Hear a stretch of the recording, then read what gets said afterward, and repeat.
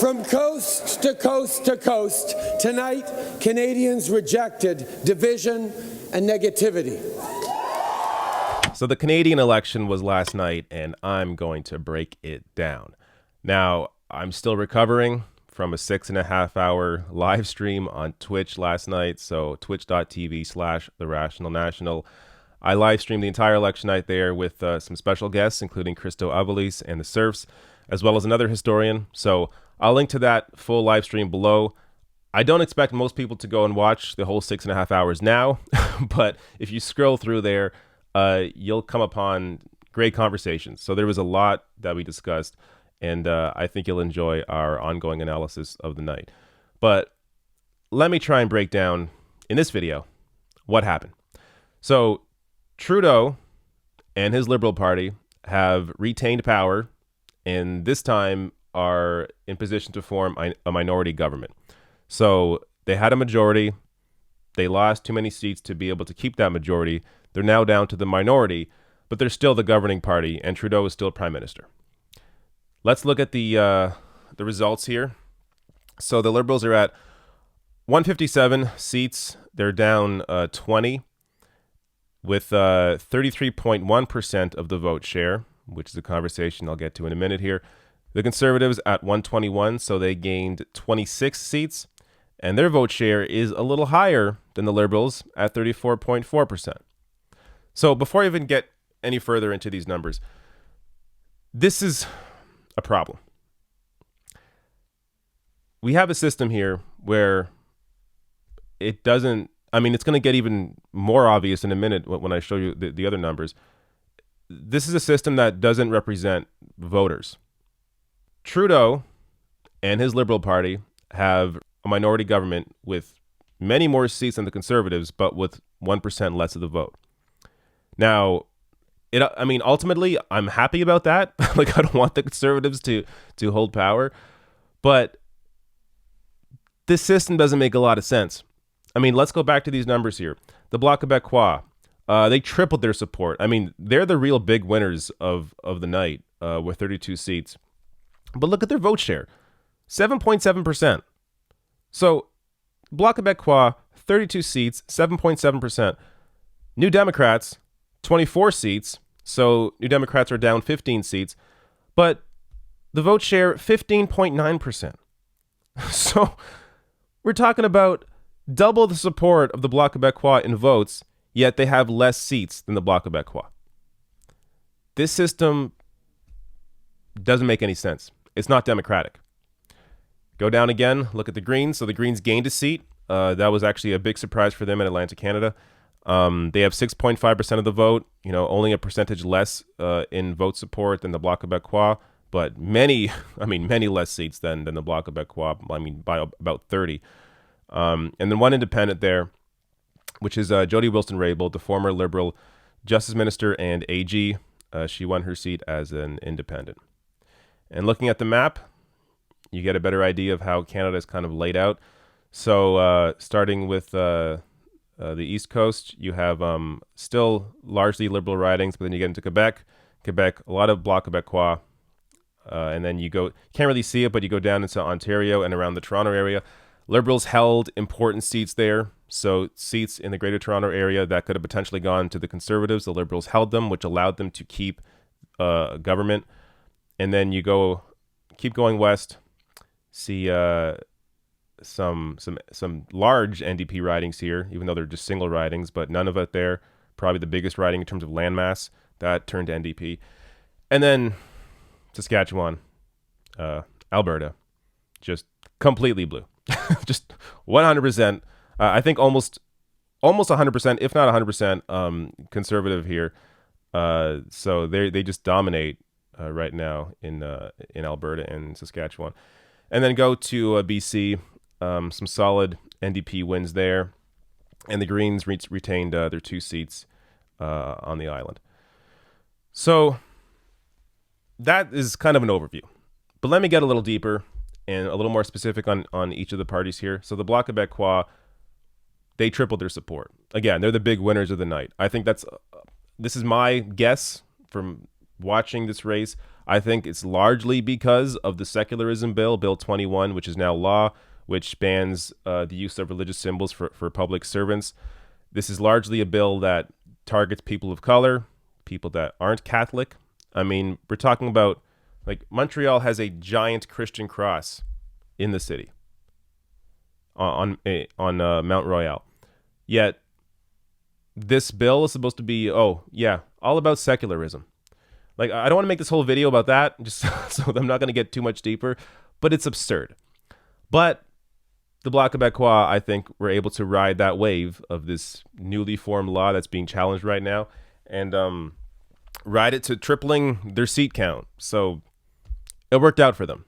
Also, I don't want to paint the entire party just based on that. The Bloc do have some solid positions otherwise, not in every case, but it isn't just a party about the secularism bill, but I do think that is a piece, an important piece of why they were able to gain as many seats as they did. Somebody I haven't mentioned yet, Maxime Bernier, the leader of the People's Party of Canada, lost his seat. So he lost his seat to a conservative candidate by more than 6,000 votes. In case you haven't followed Maxime Bernier, he was supported by Dave Rubin, who's also, Maxime Bernier is also anti-immigration, anti-climate science, not a good guy. And thankfully, Canadians responded by not electing any members of the People's Party of Canada, often also known as the White People's Party of Canada. The Greens, so they had a surprise victory in Atlantic Canada in Fredericton. That was a great win for them, but they weren't able to win the seats that they wanted to in BC. So it's kind of a toss-up. You could say it was a positive night for them, a negative night for the Greens. It's hard to really say because the Greens have always kind of been a party of one or two. So they have three now. It's good, but they still are not able to make the inroads that they wanted to in BC. Now the NDP. The NDP, as I said, lost 15 seats. Not a good result. But with that said, there were a couple of key victories, and the party is almost turning into a different. So still a party of union, still a party of labor, of fighting for people, fighting for universal pharmacare, fighting for universal dental care, but diversity-wise, the party is definitely becoming a little more progressive and a little more representative of Canada as a whole. So let me just show you a piece of Jagmeet Singh's speech from last night. If you need medication in our country, we want to make sure you use your health card, not your credit card. We want to help Canadians be able to get a home that they can afford. And what we mean by making life more affordable is not a tax cut for the richest Canadians, but tackling student debt by waiving all interest on student loans. That means taking on the big telecom companies and putting a cap on cell phone bills. Real and urgent action to fight the climate crisis, which includes ending fossil fuel subsidies. And we're also going to make sure, we're going to do something that no one else is ready to say, but we're proud to say, and we're going to say it again and again because we're going to get it done. We're going to make sure that the super wealthy start paying their fair share. I also want to talk about Grassy Narrows, a community that represents the injustice historically and ongoing that Indigenous people continue to face. The people of Grassy Narrows who are so resilient in the face of neglect and negligence and being ignored, and being told they don't matter, being ridiculed. We brought the national campaign to Grassy Narrows to let them know that they do matter, that they are worthy. And that Indigenous reconciliation is sometimes as simple as basic respect and dignity for the first people of this land. And that means clean drinking water. That means not taking Indigenous kids to court. That means equal funding for child welfare, for education, and quality homes. All right, so that was a taste of NDP leader Jagmeet Singh's speech from last night. He really is somebody that has grown on me. When he first became leader, I I was kind of disappointed because I was supporting Nikki Ashton. I thought Nikki Ashton would have been a strong leader. Charlie Angus as well, I think, could have been a strong leader. But Jagmeet Singh, every time I see him, he gets better and better and better. I think he is somebody that is genuine, does actually care about people. And maybe on paper he isn't as left as I would like him to be, but I do think he has the ability to grow this party. And I think, I mean, you see in the results, you see they're down 15 seats, but there were predictions that the NDP would be just wiped out completely because of Jagmeet Singh as leader and not being able to, appeal to people in Quebec, for instance. But the party did better than a lot of people expected, even though they're down 15 seats. And there were some victories that I want to highlight here. So the NDP now have one of the youngest new MPs in Parliament, 25-year-old Mamilek Kakak in Nunavut. So she's the first NDP MP for the territory since 1980, back when Nunavut was still part of the Northwest Territories. And someone else I want to highlight is Matthew Green in Hamilton. So this is a riding that is state orange, but is now under Matthew Green. So he took over from someone who retired. Matthew Green has the potential here, I think, to be a future leader of the party. Let me just read a little bit about him from the Hamilton Spectator. Quote, "We know that the corporate elite have had their way for far too long and that there is going to be a working class uprising in this country," Green told jubilant supporters at the Steelworkers Hall on Barton Street East. The savvy social media user and community organizer was effective in criticizing the Liberals' record on key local issues like pension protection, housing, and the environment. He easily outpaced Liberal runner-up Jasper Kovetsky on the lower city riding with more than 46% of the vote. Green, who became the city's first black city councillor in 2014 and served until 2018, will follow in the footsteps of the late Lincoln Alexander, Canada's first black MP and a Hamilton West representative from 1968 until 1980. He will tag team with Hamilton Mountain incumbent Scott Duvall as the NDP duo aiming to influence a newly shrunken Liberal minority government that must rely on other political parties to govern. So, while it may be a disappointing result for the NDP, this is potentially a better scenario for the NDP and for progressives in the country, because now it forces the Liberals to actually work with other parties. Hopefully those other parties are the NDP and the Greens and not the Conservatives. So there is that worry as well, since the Liberals and Conservatives do align in many ways on issues. These are both parties based in a neoliberal agenda. So based in privatization, based in cuts. So will the Liberals work with the NDP, working towards something like maybe universal pharmacare, universal dental care? Who knows? And hopefully on the climate as well. Again, it's hard to predict right now, but that's the hope. So the hope is this minority government will actually be more representative of the country than the liberal majority was. Now, let me show a bit from Andrew Scheer, Conservative leader, his speech. So the Conservatives are up in this election, but it was kind of still treated as a loss, as this really was an election between the Conservatives and the Liberals to see if the Conservatives could form government, but clearly they did not win enough seats. Here is a piece of Scheer's speech. Conservatives have put Justin Trudeau on notice. And Mr. Trudeau, when your government falls, Conservatives will be ready and we will win. But although the challenges we face are indeed big, I remain hopeful. Because Canada was built on conservative values, ladies and gentlemen, and conservative values will be what get us back on track.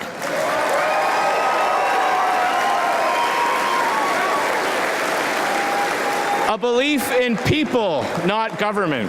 A firm commitment to the freedoms we hold dear, the freedoms of speech, of thought, of religion, and of conscience. And belief that free markets, balanced budgets, and small governments are the best ways to create prosperity and lift people out of poverty.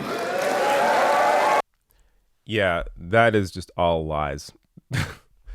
Balanced budgets do not lead to prosperity. Austerity never leads to prosperity. Never. Yet conservative governments and conservative parties all around the world continue pushing this BS. And people still buy it and still vote for parties like this. I have to be completely honest. I have such a hard time understanding the conservative voter in this country. I mean, I get it in the U.S. in a way, because in America, people are largely brainwashed by their media. So if you watch Fox News, then you're going to support conservative politicians, Republicans, Donald Trump, and have a very different worldview because you're not living in reality. In Canada, we don't really have a Fox News. And our Conservative Party, I don't think, is as bad as the Republican Party is. That said, that shouldn't be a compliment for the Conservatives here either, because our Conservative Party also is not good.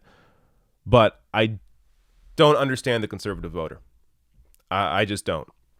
And they won a few more seats in this election, but thankfully not enough to form government. We'll have to see how Parliament plays out over the next couple of years. Let me go to Trudeau now. So obviously, Prime Minister, Liberal leader, Justin Trudeau. This is a part of his speech. So you can watch his whole speech online. I'll even link to it below. But this is a piece of his speech that I just found perfectly encapsulates what the Liberal Party is and who Justin Trudeau is. And I'll explain after I show the clip. These last few days, I've done rallies across the country, and in a few of them, I've told Dean's story. Dean had voted Conservative his entire life, but this time around, he decided to vote Liberal on behalf of his daughter. You see, he understood that this election was about so much more than just the next 4 years. That this election is about the next 40 years. It's about the kind of Canada that his daughter and her kids will grow up in. But tonight, I want to say this to Dean. I need to earn your vote, not just your daughter's. And over the coming years, I plan on doing exactly that. Okay. So what do I mean when I say this part of the speech perfectly, describes the Liberal Party and Justin Trudeau? Because, well, in terms of describing Trudeau, he's just very phony. I mean, I don't get how people don't see it. He is so fake. He oozes phoniness. You can see the drama teacher coming out of him. Now, people maybe buy it. I mean, this is kind of the old way of doing politics. All this phony presentation, I guess it used to work on people. But younger people now especially see right through this crap. But in terms of his story, so he's talking about, somebody that voted Liberal because they voted for their daughter. But he's a Conservative voter. Now, Trudeau is saying he wants to win that Conservative voter's vote. Now, how do you win that Conservative voter's vote? You don't win that guy's vote by being more progressive, more to the left. You win that Conservative voter's vote by being more conservative. So this is what the Liberal Party does. They have progressive rhetoric. They campaign as if they're on the left, campaign as if they're representing, the average person. And then once they get into power, they act essentially as a conservative light party. That's what they are. So Trudeau just gave away the whole game there. Pretend to be liberal or pretend to be left-wing, pretend to be progressive to get your vote. And then really what they're trying to do is win over conservative voters. There you go. So there really was, this night you could almost say was disappointing for everyone except for the Bloc Québécois. But everybody, pretty much had a night where it was so-so. Conservatives lost their majority. The Liberals lost their majority. The Conservatives weren't able to form government. The NDP lost 15 seats. The Greens only gained 1 seat. And the Bloc tripled their support. So I think there's one, and Maxime Bernier, of course, lost his seat. So there's one clear winner from last night, and that was the Bloc Québécois. But how everything else works out, how the Liberals are going to govern, if they're going to work closer with the NDP and the Greens, or if they're going to work closer with the Conservatives, or maybe rely on the Bloc. We'll have to see how all that plays out, because right now it's sort of no one knows. So we'll just have to wait and see.